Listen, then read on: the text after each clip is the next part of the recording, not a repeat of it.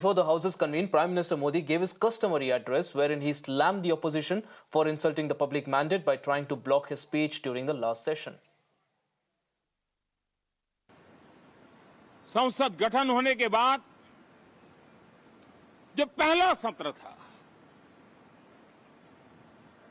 140 करोड़ देशवासियों ने बहुमत के साथ जिस सरकार को सेवा करने का हुक्म किया है देशवासियों ने, उसकी आवाज को कुचलने का अलोकतांत्रिक प्रयास हुआ। 2.5 घंटे तक देश के प्रधानमंत्री का गला घोंटने का, उनकी आवाज को रोकने का, उनकी आवाज को दबाने का लोकतांत्रिक परंपराओं में कोई स्थान नहीं हो सकता है और इसका कोई पश्चाताप तक नहीं है, दिल में दर्द तक नहीं है। मैं आज आग्रहपूर्वक कहना चाहता हूं, देशवासियों ने हमें यहां देश के लिए भेजा है, दल के लिए नहीं भेजा है। ये सदन दल के लिए नहीं, ये सदन देश के लिए है। ये सदन संसदों तक की सीमा तक नहीं है, 140 करोड़ देशवासियों की एक विराट सीमा तक के लिए है। In fact, the first day of proceedings in Lok Sabha was dominated by the ongoing NEET saga. Leader of opposition Rahul Gandhi and Samajwadi Party chief Akhilesh Yadav sparred with the education minister on the floor of the house.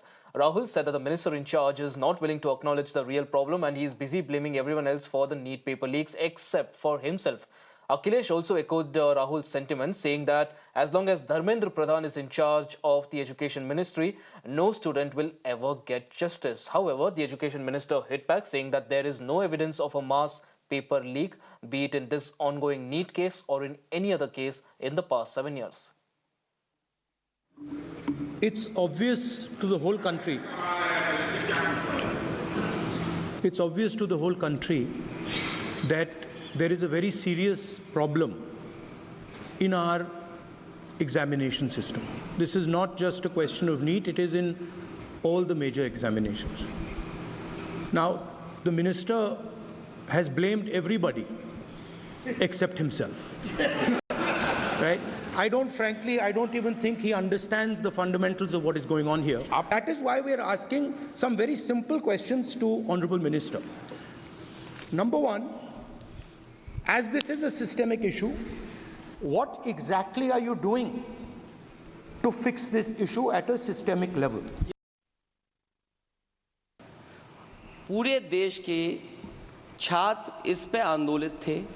लगातार अखबार और CBI की जांच के बाद चीज़ें सामने आ रही हैं, लोग पकड़े जा रहे हैं, जेल भेजे जा रहे हैं। मैं अध्यक्ष महोदय आपके माध्यम से पूछना चाहता हूं मंत्री जी से, क्या सेंटर वाइज जिन बच्चों को सबसे ज़्यादा नंबर मिले हैं, क्या उसकी सूची जारी करेंगे?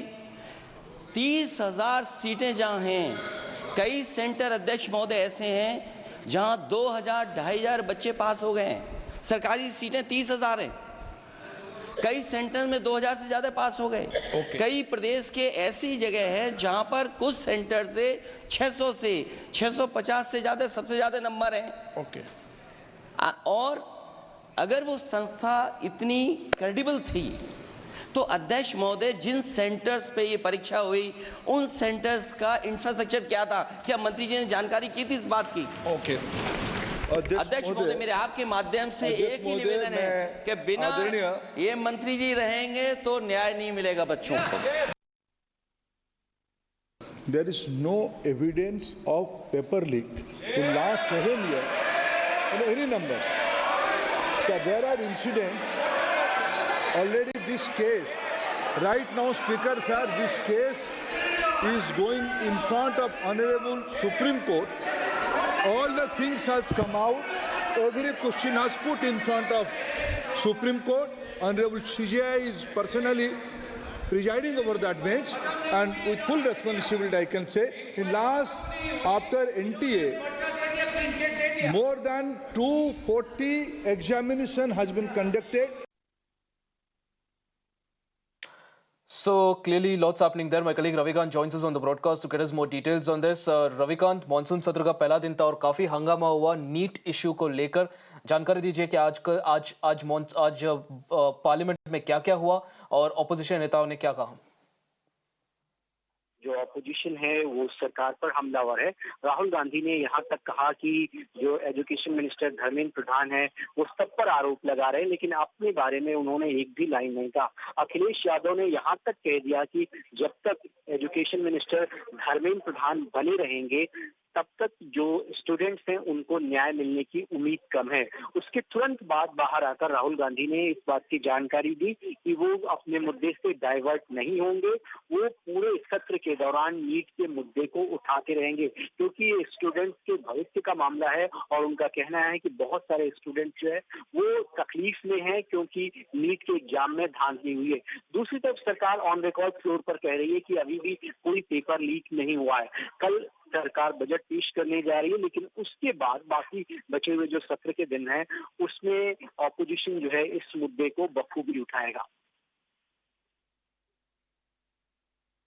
जी रविकांत, बहुत-बहुत धन्यवाद सारी जानकारी के लिए। In fact viewers, let us tell you that on one hand, while politics of course over the NEET issue continues, there's also legal proceedings underway right now in the top court, and we've got some breaking